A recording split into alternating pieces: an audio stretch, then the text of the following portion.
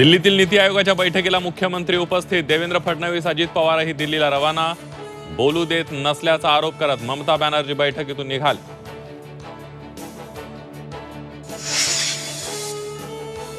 शिवसेना आमदार अपात्रता सुनावणी पुन्हा पुढे ढकलली. 3 सप्टेंबरला सुप्रीम कोर्टात सुनावणी होण्याची शक्यता.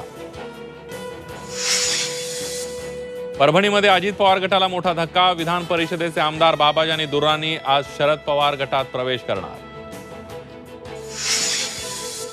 महाराष्ट्रात औरंगजेब फॅन क्लब नाही तर फक्त छत्रपती शिवाजी महाराज फॅन क्लब चालतो.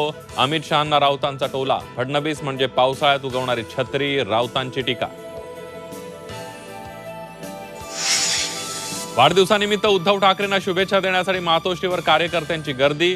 राहुल गांधींनी फोनवरून दिल्या वाढदिवसाच्या शुभेच्छा. सांगलीमध्ये बॅनरवर उद्धव ठाकरेंचा मुख्यमंत्री असा उल्लेख.